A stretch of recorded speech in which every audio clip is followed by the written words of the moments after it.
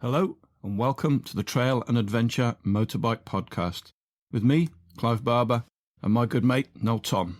For the days when you can't ride your bike, there's always the Trail and Adventure Motorbike Podcast.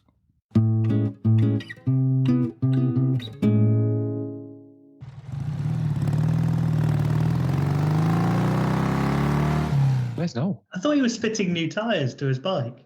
He has been. He was doing that yesterday.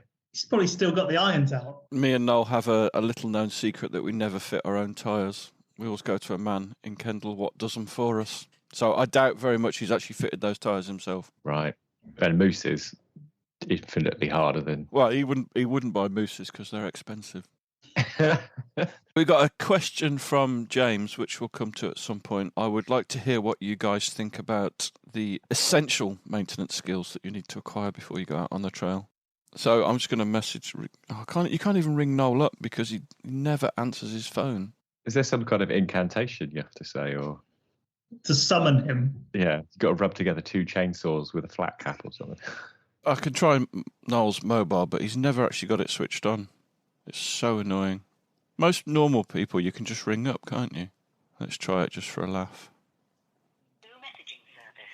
The person you are calling is unable to take your call. Fuck's sake. Message after the tone. Podcast gold.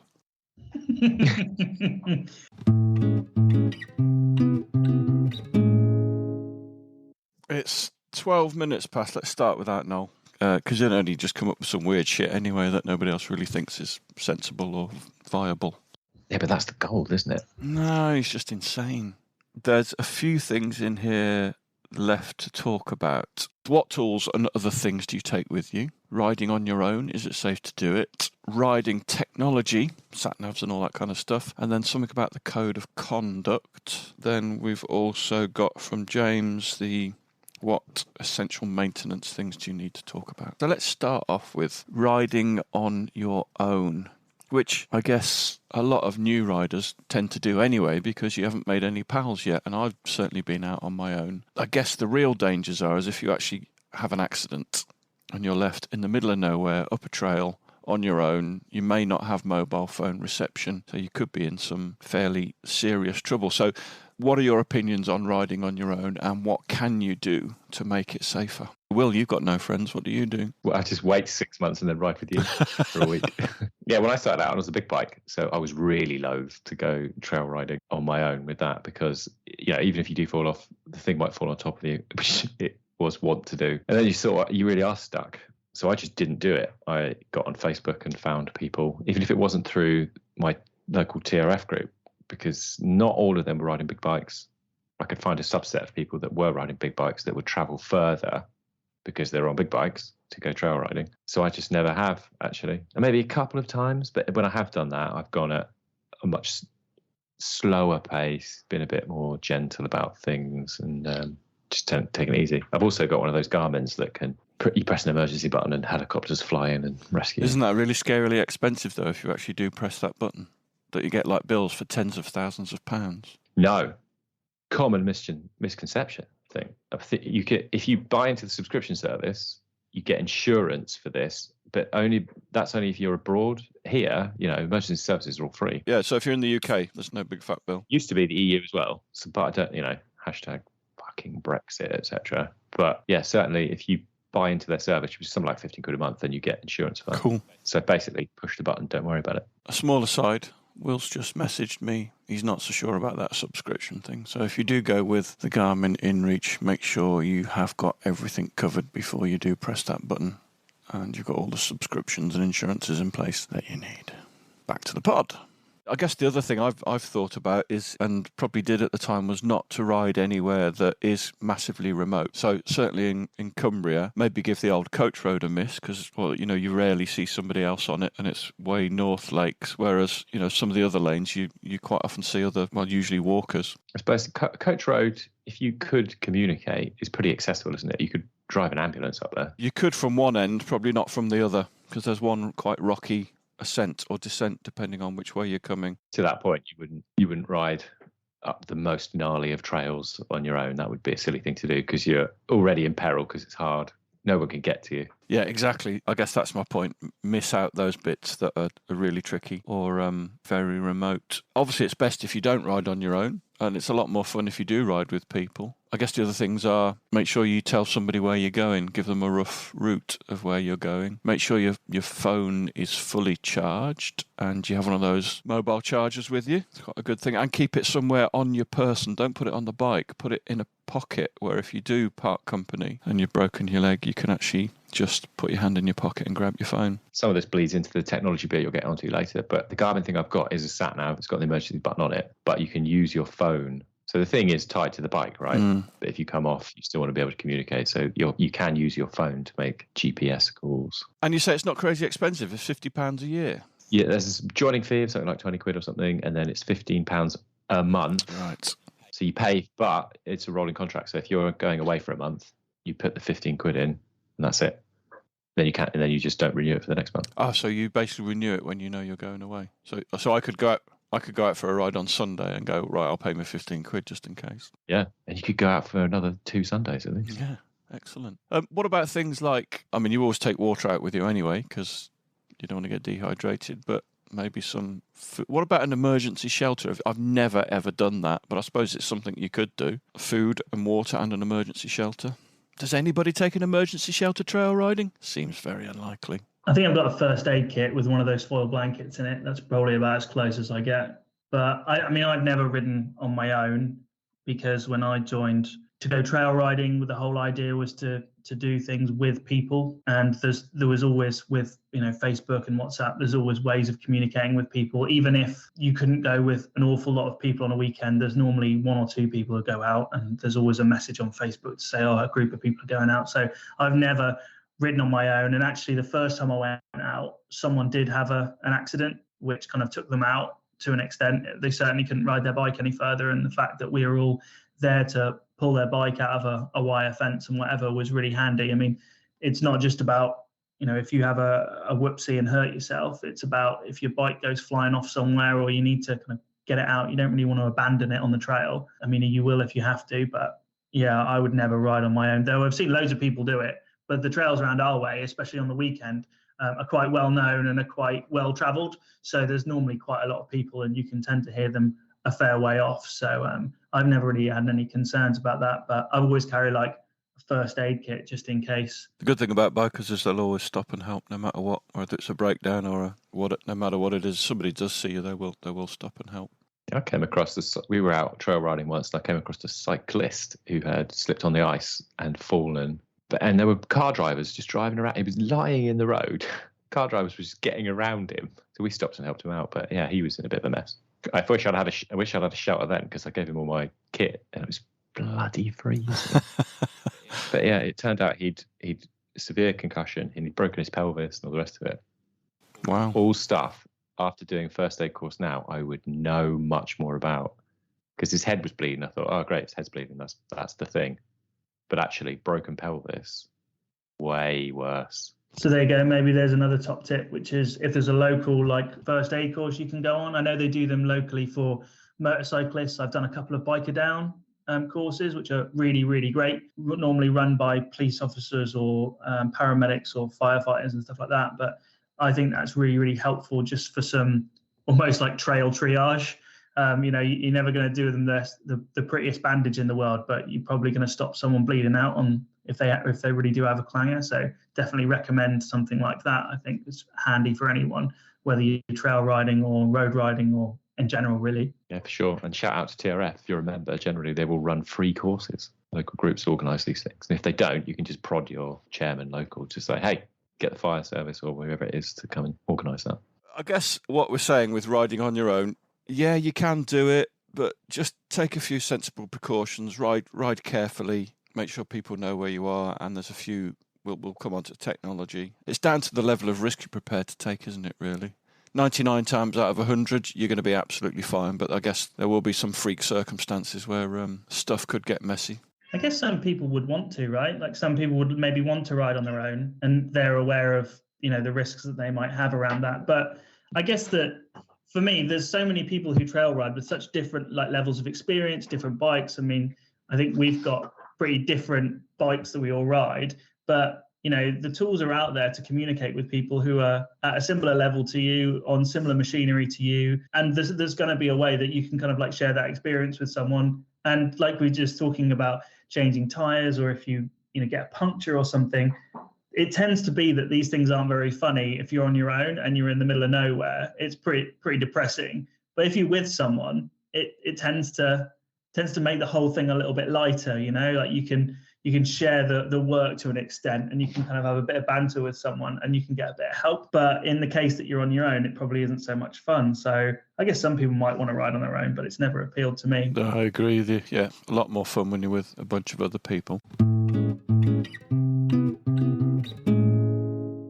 Okay, so I guess one of the other things that can happen on the trail is a breakdown. And if you've seen Greg's recent film, it happened to me quite a lot. And at least 2 other things happened that Greg didn't even include in the film, which we may or may not go into now. So I actually got away with quite a bit from that film. What other things do you take with you? You obviously have a toolkit, which has got a spanner and a screwdriver or a Torx wrench or whatever. You've got something that fits every nut and bolt on your bike, right? And you've been through that, and you've checked your toolkit, and you've taken things out that you don't need, and you've put things in that you do need, right? Guys, you've done that, haven't you? I have done that, yeah, many times. Yeah, I haven't actually. I'm just hoping that it'll be all right. I've got fairly good coverage in there. I just took the toolkit that came with the bike. I've checked that to make sure all the bits are in there, and kind of rely on the fact that the people who built the bike know the tools that is required for it, as well actually, as... It depends on the gear.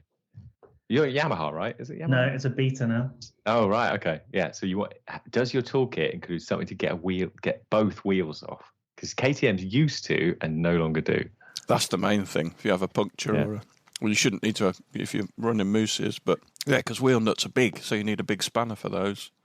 You haven't checked, have you? I'm looking at your face. I can tell you haven't checked. I'm pretty sure, though I'm going to check after this. But I've got like a relatively small, like lightweight toolkit I take with me as well, with some extra bits and pieces just in case. But yeah, I normally take the standard toolkit that comes with the bike. I've got my additional kind of lightweight toolkit because I only have a relatively small bag.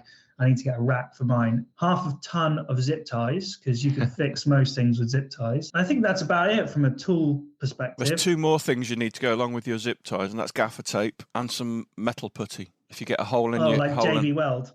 Yeah, if you get a hole in your crank, it's kind of really handy for... It does happen. I've used it in the past. You get an oil leakage, you can put some of that stuff over, and 9 times out of 10 it'll fix your leak temporarily. Riding BMWs, the big pots that come out the side, so your cylinder head goes out horizontally, always smashing those. I think I fixed 4 trail side.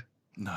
With that stuff, yeah, and it's permanent fix as well. You can sand it back. It's amazing. Thankfully, everybody that listened to part 1 and part 2 have now sold their stupid big BMW and bought a Beta or a KTM or a Honda CRF. Right, guys? Okay, hang on a minute. I'll try it again. Right, tampers? I can hear an echo. I think it's a resounding scream. 500 voices all call out. I just somebody messaged in and referred to themselves as a tamper, trail and motorbike. That sounds so vaguely. I'm having it. I'm using it. I'm going to make badges. Sounds like you need to sort of get your name on a register or something. Are you a tamper? Yeah, I am. Yeah. Sorry, you tamper. You're not living next to me and my kids, then you bloody tamper. Yeah, maybe I won't use that then. So other things, spare brake, gear and clutch levers. Yeah. I don't carry them. Yeah, I've always have brake and clutch. I've never actually needed to use them because I have the wraparound handguards. Gear lever you have though, haven't you? Well, yeah, I have got a gear lever. Did I get it back? Yeah, I gave it to you. I can't remember. Greg's. Yeah. The thing is, like, where do you stop with these things? Because I only have a relatively lightweight backpack, and I kind of run on the assumption that hopefully nothing catastrophically will go wrong, and if it does, then kind of I'll just have to push the bike back. So I kind of tend to ride relatively leanly. I don't think that's not even a word. You shouldn't even need to push the bike. So I've got a definitive list of things you can carry, and I tend to go a little bit over the top. So not everybody will do this, but so you've got a tool that will fit every bolt and screw on your bike. You've got levers, clutch, brake, and gear. A selection of nuts and bolts should anything rattle off. Gaffer tape. You got cable ties. You got metal putty. Spare chain link if your chain breaks. I've had that happen to me. A spare spark plug. I've always had one, never needed it. And a cable kit as well. You can buy a little multi-use cable kit, so if something goes, you can kind of replace it. And then the other thing I usually carry is a toe strap. So if you can't fix something, one of your mates can tow you out. There's a safe way of doing that. So you will attach the tow strap to the bike in front to their footrest.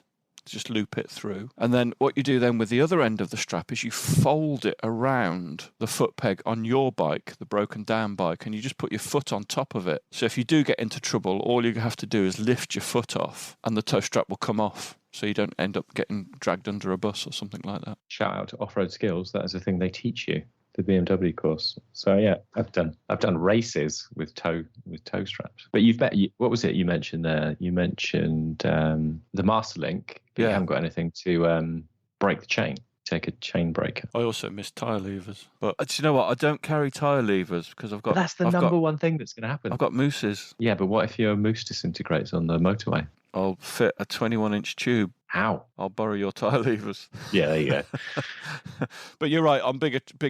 That's the other thing. If you are riding with a group of people, things like metal putty, spare tubes, tyre levers, you don't all need to carry them, right? You just need to have one set of everything amongst all of you. This is when Noel would pipe up and say, No, you absolutely do. What are you saying? That's quite a good impression. Thanks. I've been working on it. Speak of the devil, let's see if he's joining or not. I guess the other thing is not just like having the tools, it's knowing what to do with them as well. And I think that's another advantage of going out with experienced riders, like going out with TRF, because there's a good chance that someone will not only have tyre levers, but know how to actually use them, which is, makes your life a lot easier when it comes to getting your tyre fixed in decent time rather than messing around on your own. Hey, look, we've just had a special guest joining us. He's on mute, though. Is it Adele? No, It's not Adele. Hello? It's Noel, guest, and you're on mute, Noel. We can't hear you or see you. Oh, he's back. Can you hear Noel? Can you say something? Guys. No, what happened to the 9 o'clock start? We changed it to 8. We changed it to Daylight 8. savings. Yeah, it's in the invitation and everything. Oh, don't read that stuff. I just think that's the thing I need to look at when 9 o'clock comes round. Do you not have a diary schedule kind of thing that the meeting goes into? No. Okay. No. Right. What do you think? Yeah, I know. It's a silly question. Silly me. I'm the idiot here, not you. So when did it change to 8? Last week and the week before. Week before. Shit. Yeah, for 2 or 3 weeks ago. Right. Hey, I'm glad you could join us, though. Got to badger me about this kind of thing. I've got the opposite problem. I would never remember that there was a time. I just rely on the electronic buzzing thing to tell me when it's time to turn up stuff. I would love an electronic buzzing thing. There must be one. You've got a Mac, haven't you? There must be one in Mac. Yeah, probably. Schedule, diary tool. I'll set aside an evening to find it and turn it on. Yeah, it'd be well worth it. We were just talking about the stuff you need to take for fixing things on the trail, like inner tubes and tyre levers and mooses and levers and nuts and bolts and gaffer tape. And what conclusions did you come to? That I take everything apart from tyre levers. Have you sort of got on to what do you do in a group ride? Do you nominate one person to take all the tools? Yes, well, not all of them. Share them equitably amongst yourselves, surely. Interesting. On my recent ride, I was in search of a missing nut, which I procured from a very out-of-the-way road sign. And it came off as a 12mm headed nut, if you like, or it needed a 12mm spanner. And the one I found was the same thread, but required a 13mm spanner.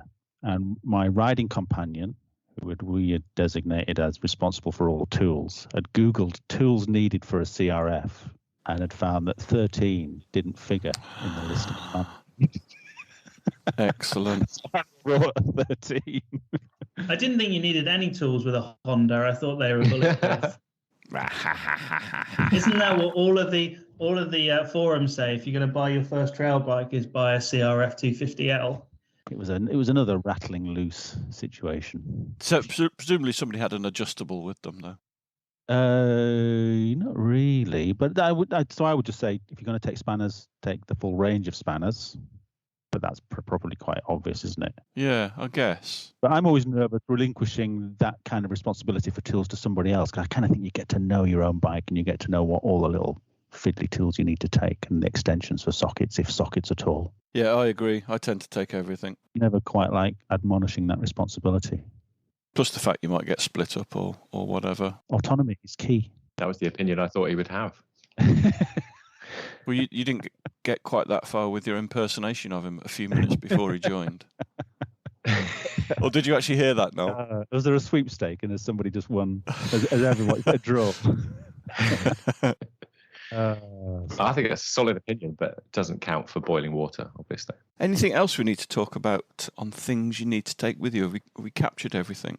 I'm surprised that nobody brings tyre levers. No, you're absolutely right. You do need tyre levers. How many tyre levers? I think 3.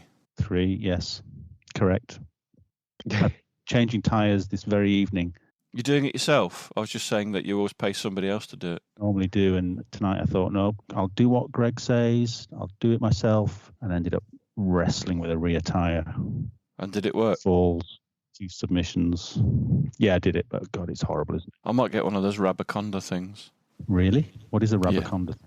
It's the things that makes when you see them do it on the YouTube, it makes it look very easy to change a tyre. Have a lever or something.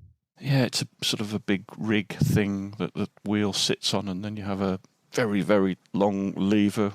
Yeah. It's got lots of leverage. Yeah, I went in with a guy in the village and we bought one together and use that every time. Amazing. Yeah.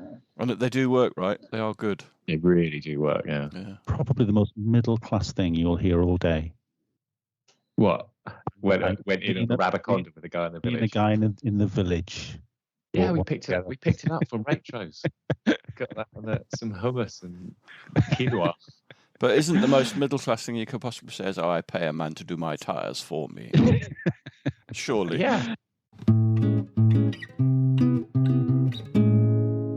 So talking about what other people take when they go trail riding, one of the things that I always take is a print off of my insurance and tax and MOT if it's appropriate. Have you ever had to use that? Because they do all the license plate. They get all that. Even I can test it. Yeah. Does that help? But also on my first ride, I managed to snap my license plate off. So they had a chat. And also, yeah, they can look you up, but I always prefer to have a hard copy myself. That's a good point, actually, Alex, because the license plate thing, I have had for 16 years one of those flexible, not strictly speaking legal show plates on my bike, but the thing is they bend rather than break, and I've actually got it's full size with full size lettering, so it looks completely legal although for some reason it isn't fully legal, and I've never had an issue with that. Have you been asked to produce documents ever, anyone? Nope. I have, yeah.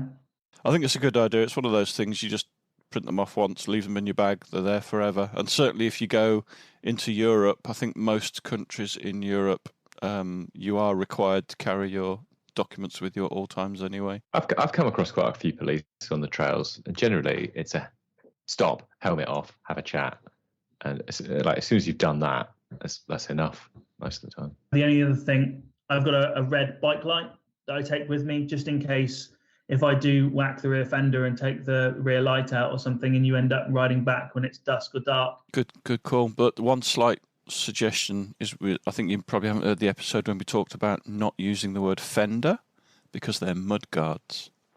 My apologies. Don't do it again. You won't be invited back. James sent in a question about essential maintenance skills. What do you need to do in the garage to keep your bike up and running and reliable? I don't know why he asked me. He probably hasn't seen the last film we made where my bike was frequently giving up the ghost. But what sort of maintenance do you do? God, this is a hard one, isn't it? Because all the old rules don't really apply anymore because bikes are quite tricky now. But I would always, the only lesson I've learned over the years is if you think something might need fixing before you go, it definitely does need fixing before you go. And then I've been caught out so many times with thinking those tyres will get me round. They never did get me round. Those brake pads will get me round. They sort of didn't, and it did weigh on your mind a lot as you were on a trip. So I would say at least change the stuff that you know is on the way out, or if you think that might rattle loose, it will rattle loose. Do something about it. Yeah, so it's things like, brake pads, obviously. It's probably a wise idea to check your clutch fluid level every 16 years or so. Air filters, oil and air filters. Yeah. You should be able to change that. It's all pretty basic stuff, isn't it? And if you're a bit nervous about having a go, just have a go anyway, because it's not difficult. Things like bearings are tricky, aren't they? Because everything's happened to you, hasn't it? You've had the clutch oil level thing happen to you. You've had the wheel bearing thing happen to you during a trip. Yeah, wheel bearings are tricky, isn't it? I would sort of maybe put the bike on its stand, tip it over and give them a wobble. But other than that, it's a bit of a lottery, isn't it, as to whether your bearings will see you through or not. But yes, agreed. And I did do that. You always give your wheels a bit of a wobble to see if the bearings are gone, but they weren't when we left, and they went on the trip. But yeah, bearings are one of those things you need a special tool for. But everything else is just the bike's cleverly designed so that you can fix all of these things yourself at home. Air filter, easy. Couple of screws, brake pads, get the caliper off, no sweat. See, I don't think you do need special tools to do bearings. And also, well, no, you probably don't need them, but it makes the job a billion times easier and more accurate. Yeah, it depends on the bike. I know on one of my Hondas, there's a little tool that you need that takes out a piece on a thread. Then it needs a 3-pronged Honda tool number 31447 to get it out. But generally, they are just take the dust seal out and get them out. That's Hondas, though, isn't it? They're awful to work on. Not like a KTM. You can just whip anything out and back on in seconds. Ready to race. Ready to relax. But that's it's just the general keep on top of stuff, isn't it? There is a routine maintenance schedule for every bike. It will say in the book how often you need to change the oil. Don't skimp on oil changes. Do them more frequently, if anything. I change the air filter pretty much every time I ride my KTM dirt bike. I've got 3, and you wash them all at once, so that you've got 2 ready to go once the next one's been used. And do you find when you do that, they needed doing? Yeah, because they're the foam type of filter, and you've got a very open air box on my KTM, so it does get grubby fairly quickly. And I've just replaced mine, actually. I had the air filter, the paper air filter from stock. It seems to be doing fine. It had done 3,000 miles or something, but I got one of the Googletech ones on recommendation from everyone. So easy to fit. It is literally 2 screws. It comes out, goes back in, and apparently they're amazing. What about bleeding brakes? Because when your brakes start to go soft and spongy, I know I do mine now, but I really haven't sussed out a really good way of doing it. I tend to do something slightly different every time. I'll back bleed, as in you push the oil in from a syringe from the caliper up to the handlebar, and then what I tend to do is you just flick it really light, flick the lever really lightly and repeatedly, and that helps to get the air bubbles out. And then also what I then tend to do is to pull the brake in and leave it on overnight, because that then gravity helps all of the air bubbles rise up and pop out at the top, and that tends to do the job. That's all I do, is just get an old inner tube and make a big elastic band out of an old inner tube by cutting it up and stick that around around the lever and the grip and leave it overnight. But I've had brakes for years that I've never bled unless I've had to. But no, I don't do that routinely, and I haven't really suffered from that. I don't think. Maybe I need to try it. I mean, that's the other thing you probably should do, is to have a regular cycle of maintenance. So every 2 years or whatever, depending on how often you ride, every 2 years change front and rear wheel bearings, and then 6 months later do your brake lines or whatever. I don't know. That's probably a sensible thing to do. Life's too busy for that kind of malarkey, though, isn't it? This is the same guy in the village that I bought the Rabaconda with. He does his wheel bearings like every 3rd ride or something. But he rides enduros and rallies. So he thrashes that bike and then power washes it, because he just doesn't really care about the bearings. Do you know what? I was thinking about the pack, because a lot of people say don't use a jet wash on your bike because it destroys the bearings. And I'm thinking, well, I'd rather spend 10 minutes cleaning my bike every time I ride it, and then a couple of hours changing the bearings once every couple of years, because it just seems far more time efficient to me. And you can power wash it without going near your spindles. Yeah. Of course, you just hold it back to lap it. Yeah. I'm going to have to just go upstairs and take something out of the Rayburn. That's the second most middle class thing I'm going to hear. The hell is a Rayburn? I thought they were sunglasses. It's an Arga, but they've got square plates instead of round ones. Oh, yeah. Well, I was going to describe it as it's the poor man's Arga. But a poor man's Arga? Who are you people? It's probably just as well you're going, because we're going to talk about riding technology next, and you've obviously not gone beyond. Is he gone? He probably has. He's not gone beyond maps yet. probably a newfangled technology to Noel. Technology-wise, Will and Alex, you are both men of technology. What do you use on the trail? Garmin What? Garmin Montana 700i. Sounds expensive. Yeah, it was, but at this, so I got it on a friends and family discount because a friend of mine worked at Garmin, and that made it good. But they were ridiculously expensive at the time. They are still expensive because they've got the in-reach thing that I was talking about earlier, the fact that you can communicate via GPS and not via phone signal. So it's a safety item. It's a navigation thing. Aren't they about £500 or more than that? Yeah, they are. Or more. Yeah. I could Google. And if I didn't have a discount, I would still be rocking my Montana 600, my Montana 610. Don't get the one with the camera. It costs more. Who the hell takes pictures on their sat nav? It's dumb, but they're really good. They're just I have a secret technique to kind of downloading trails onto a 600 when you're out in the field, but it's a bit of a palaver. So Garmin Montana 700. Yeah. It's rugged and it's versatile. It's also a bit shit. It's not. I've got a lot of Garmin stuff because of my friend that works at Garmin. And I do a lot of cycling. And they kind of, nobody's good at it for whatever reason. Nobody has made a decent GPS, but it's the best connected thing that you can send GPX files to, and it sort of basically works. But for the longest time, you couldn't even navigate to a postcode. And it turns itself off if you ride at above 60 miles an hour on a single cylinder bike. Is that the vibrations it's telling you no? Yeah. So just looking at the price, I'm looking at a 750i, which has got the InReach technology and the camera. That's £700.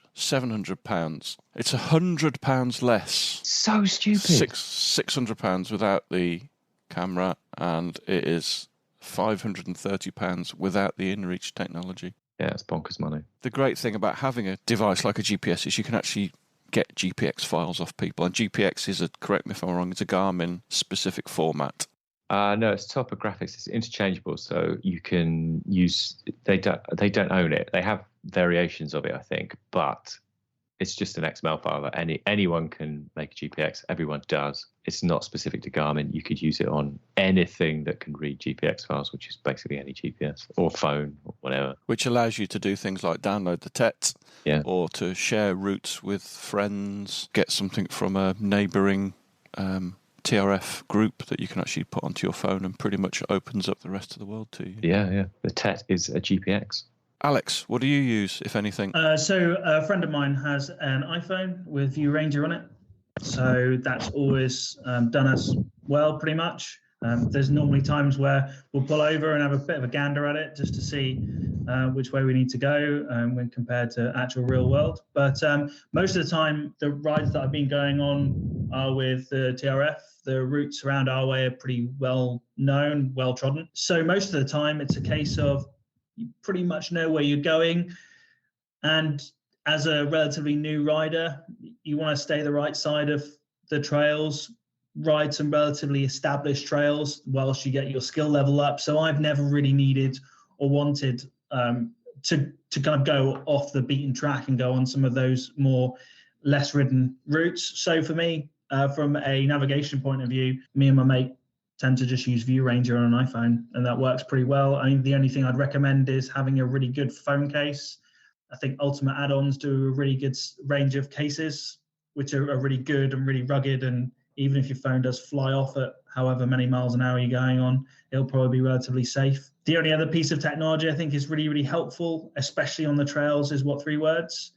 So a lot of people navigate using postcodes and things like that, whilst if you're on the trails, there's a good chance that you don't know where you are in regards to a postcode. If you want to try and tell someone where you are, longitude and latitude is probably not going to be something that you can remember, or if you're calling someone and you're looking at it on your phone, it's going to be difficult. So having What 3 Words, or a lot of the local emergency services now support that format. So if you give them a What 3 Words reference, they'll be able to find you. And I think that's a really, really helpful thing to have if you need to get yourself out of danger. If you're in trouble, you tell them where you are using What 3 Words. I think that's great. What 3 Words? It's basically an app you can download onto your phone. I'm not even sure there's a cost, is there? No, it's a free app. So what 3 Words have done is they've mapped the world into 3 by 3 meter squares. So you can give them a unique 3-word reference to where you are. You'll relatively easily be able to locate yourself. You can drop a pin. It'll give you the 3x3 square that you're in, and a lot of emergency services or other people with that will be able to find you. Yeah, so I'm like you. I've used I've got an Android phone which I've used for years and years with various different apps on it. But I've actually I bought a Garmin Zumo XT, which is about half the price of the 700, and seems to do everything that the 700 does. But it's probably not as roughy-tufty, and I don't know. Doesn't seem to be missing anything. Will? If you can upload OS maps and stuff onto it, then you're winning. I've got the maps from Talkie Toaster. Yeah. But to be honest, it comes with like a base set of maps anyway, and they don't seem to add a great deal of detail to the maps that it comes with anyway. Yeah, I think if I were doing it again, I would probably look at that a lot harder. You mentioned earlier your spot locator, the InReach type thing. No, it's built in. Montana has it. Right. But it's the same technology. So if you were to buy a Spot, Garmin, is it Spot? Yeah, the little orange thing. No, Spot is something else, isn't it? Garmin InReach is one thing, and Spot is another. And this is something that's built into a Garmin? Yes. A Montana? Yes. I've got a Montana. I don't know anything about this. Yours is from 1942, though, Noel. That doesn't work on that. Yeah, I think they're still... they communicate by semaphore. Oh, right. Yeah, the newer ones you can... It's the newer ones. Yeah. Of course it is. You've got to always have the newer one. Why don't you have the newer one? Because the older one works. Noel, yes. I don't know why I'm asking. Yeah, have you got anything to add about technology to use on the trails? Keep it simple. I just have a Garmin 6 something, has the maps on it that came with it. I'm not interested in contours and knowing where the trees are, as long as it's got all the roads on it. So I don't know. I just do a very simple kind of use a Garmin Montana, but I don't sort of look for different kind of maps to load onto it. Just download the simplest GPX onto it I can and do it like that. I don't use phones as well.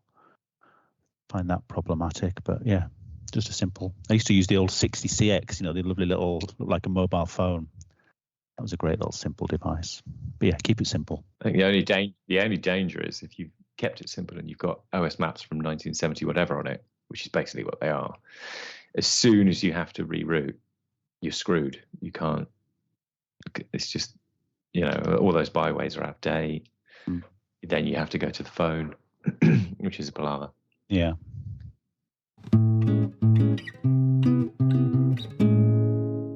Code of conduct, do's and don'ts. Now, I've cut and pasted a list of all the stuff from the TET, which is a particularly fine list, and it has 14 different items on it. But let's just talk generally about the way you should ride on the trails.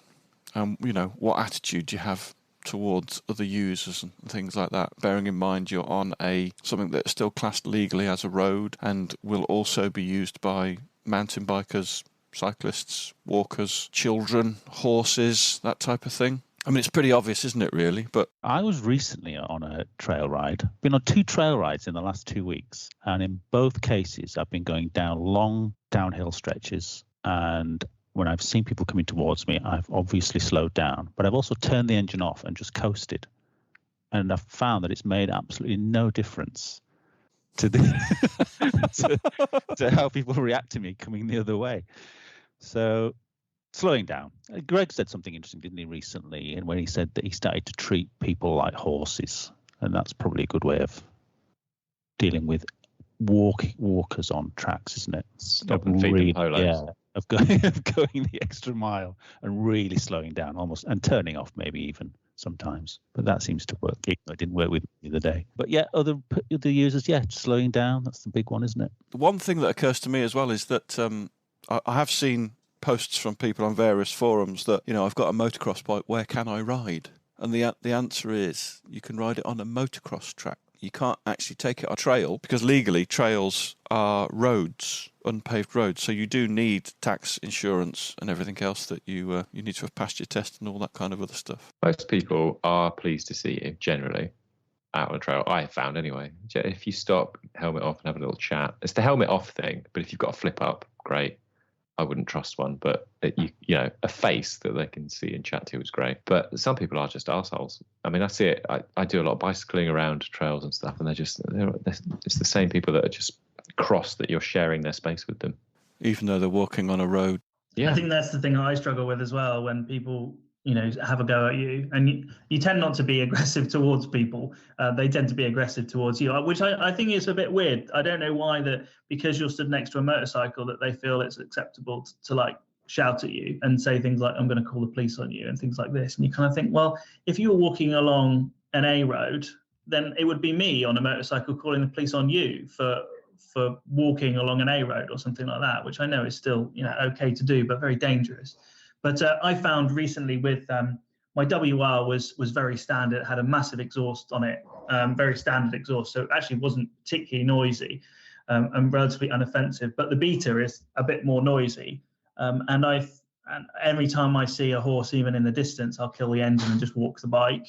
It just makes life a lot easier. But the reception I've had from horse riders is they're really quite surprised at that, and they'll actually stop and want to have a chat and things. And that's really nice. And I hope that if they get back from their ride and say, oh, some motorcyclists, you know, stopped and were very respectful, then that kind of does it hopefully heals any damage that they've had from a negative experience. But I tend to find, you know, just be aware of the noise that you're making more than anything else. Well, I think the thing is with horses is it's a good idea to ask them, because I've found the reactions kind of vary. It's often a good idea to ask them, what would you like us to do? Because some horses are fine and you can kind of ride past them. Others are adamant that you switch the engines off and go back the other way and hide so they can get their horse for, you know, down the rest of the lane kind of thing. Yeah. And to be honest, if you've got the right attitude, it shouldn't be a problem doing any of those things. We want people to accept us, and so there's no reason why we shouldn't be accommodating for other people. Horse riders will normally signal what they want you to do, whether to keep going or to stop. I would say also as well, it's always best to, I think, expect a positive reaction every time and go into it that way, isn't it? Yeah.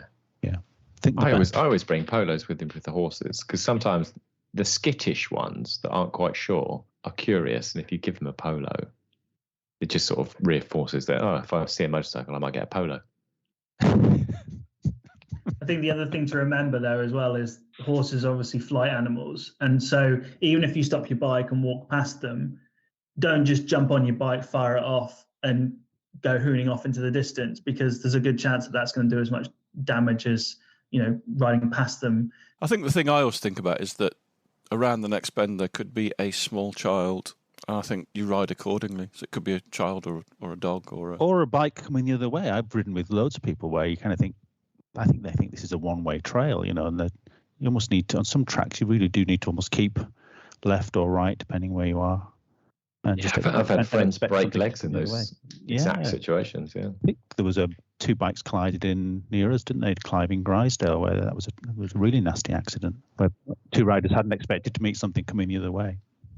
But yeah, always expect something around the corner, definitely. So other things, I'm just looking at the list now. Keep to the defined way across farmland. Certainly in the lakes, some of the tracks are quite tricky and people will take a detour across the grass and whatever. Yeah. And farms take a very dim view of that, because you're effectively removing the food for their animals. Yeah. Or just don't cut corners. That's the other thing. There's a few S-bends near me that people sometimes cut, and that doesn't help. Obvious things like leave gates as you find them, so as to safeguard stock. Travel at a safe speed, taking regard of conditions and visibility. The TET is not and should never be regarded as a racetrack. Ride quietly and use the throttle with discretion, as noise does offend. And I guess that's more importantly when you are passing residential places. Campsites as well. I was really conscious on a Wales trip that my bike was really loud, and I actually paid to quieten it slightly. Well, what I was going to say, was it really loud? If you changed the exhaust on it? Well, you have, haven't you? You have. And I put it to you that you have changed your exhaust. I did change the exhaust because I had to, because I couldn't put luggage on my bike without it going on fire. So I had to change the exhaust. So what did you do? Did you buy a baffle to put in it? It came with a baffle, but due to request of weird people like me, he actually made a second thing, which made this is Wings exhaust, which make exhaust for all sorts of people, all sorts of bikes. And he's really good, the guy. There's a special thing you can put on the other end that makes it even more quieter, like a little cone valve thing. It's worked. Yeah, it has worked. Yeah. So do not travel in large groups. 6 or less is the ideal. I think that's not unreasonable. If you are in bigger groups, then just break them down with leave half an hour between you. Half an hour? Oh, I don't know. I'm just making shit up. 5 minutes. Okay, 5 minutes. Let's go with 5. 10. Let's go. I'll raise you to 20. Remember that trails can be fragile and susceptible to erosion, especially when wet. Please consider a detour. Yeah, that's certainly the case if you're riding over. Where do we stand on riding down the middle of the track? In what context? Well, if you've got I'm often on a track that's quite grassy, being a green lane, and there's 2 tracks, usually quite gravelly. And you can always see down the middle, there's like a muddy section where usually a motorcyclist has decided to create a third way down the middle of the track on the only grassy bit that's trying to survive. So I always try, unless the ruts are too deep, to stay in the track and not in the middle of the track. Am I going too far? I have no opinion on that. Really? So Yeah. you don't give that any thought? No, but I will now. It's going to trouble me. Yeah, it should do. So I tend to go the easiest way. Right. I second that, Clive. The way that's not going to make me fall off. As a person who doesn't have a huge amount of experience, but has experienced that ruts are really hard, if there is a way of avoiding a rut, I'll probably take that option. Absolutely. I think what's also going through my head is sometimes you'll often find as well, that's probably the only bit left for the lovely rambler to walk along, is the lovely bit in the middle. And if you're going to create a third rut, that's not great. The TRF say that you should stick to the Land Rover trails, don't they? The wheels. Do they? I love the TRF. I'm Yeah. going to join, definitely now. You should definitely join. No, you've never thought of that, Clive, have you not? You selfish bastard. I am intrinsically selfish, you know that. But at the same time, very generous in some ways. I bet Will's thought of it. That's all I ever think about. He's thought of everything. Okay, number 11 in the list is acknowledge the presence of other trail users with a friendly wave and a smile. It doesn't cost anything. And an open face helmet. No, fuck that. I especially do that to people that have a miserable face on, which is most walkers, really, because they hate you. Yeah, So but that's give them antagonistic, isn't it? That's... Yes, it is. Sorry. Still going to do it, though. But the open face helmet thing, I think, if you are stopping that, putting a face behind, and Noel will tell me off for having a mirrored lensed goggles. But as soon as you put a face on it, like, right, you're actually a human after all. You're not some douchebag on a noisy, ready-to-race machine. You acknowledge that, Will, and yet you still go out 100%. dressed as a Star Wars character. Yeah, because I can see, breathe, hear all the rest of it better. So it's good kit for me to progress and do my day. But if I stop, I'll take it all off and, reveal my hideous face. But the ride by Will, nobody gets to see the real Will when you ride by. They just see scary robot. They're like an Autobot. Little do they know, underneath that mirrored visor is one of the nicest people you'll ever meet. But they'll never know that. But yeah, I get it. The human thing is, and if I need to, I'll stop and I do take it off at every opportunity. If I'm stopped at all, I will take the helmet off to talk to people. I don't do it through my helmet. Always take my helmet off to talk to someone, because it's amazing. I think it's the thing, when the police did that. It's not a biker, it's whatever it is. It's not a bike, it's a biker. And they did like a little backstory that that person on the motorcycle is quite vulnerable and all the rest of it. It's the same thing. Helmet and goggles, people think you are basically a robot. Take it off. Yeah. I do take it off a lot. Number 14, which is contribute to the viability of rural communities by spending your money with local businesses. Yeah, I went in a cafe the other day and they gave me 10% off because I was on a motorcycle. No way. Which one? Yeah, in Coniston. Is stopping at cafes a big part of your trail riding experience, or is that just me? That's me too.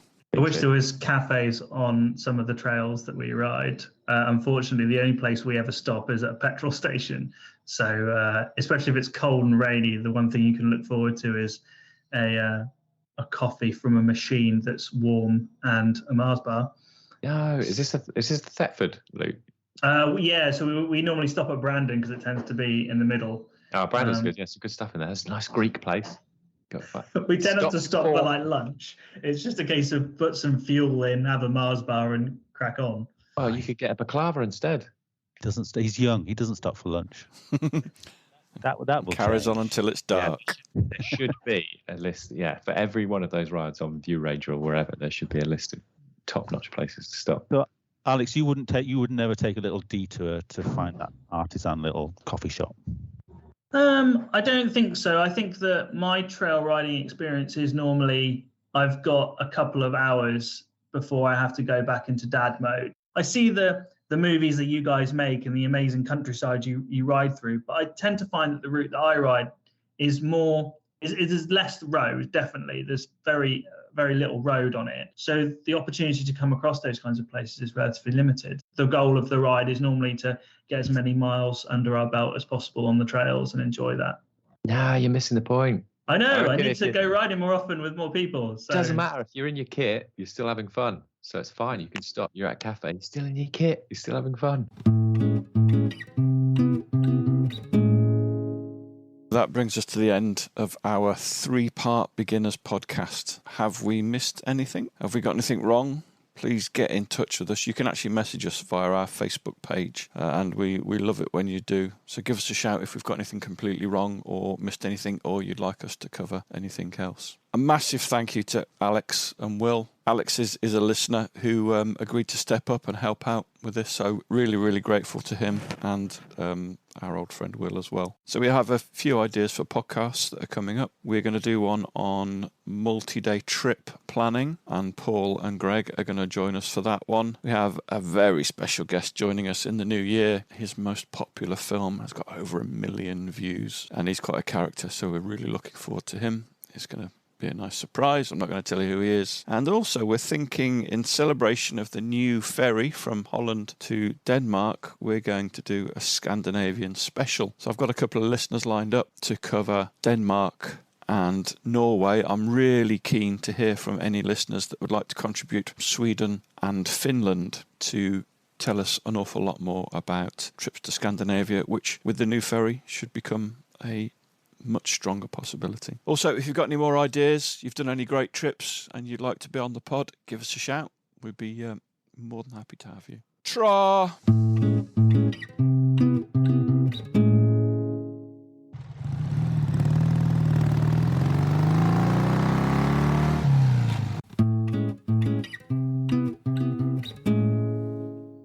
Thanks for listening. We really appreciate your support. Don't forget you can follow us on Facebook and Instagram. And if you really appreciate what we do, you could consider supporting us on Patreon or buy us a coffee. Links are available on our website, which is tampodcast.com, tampodcast.com, where we also have a limited selection of branded stuff. But either way, please keep listening and spreading the word. See you next time.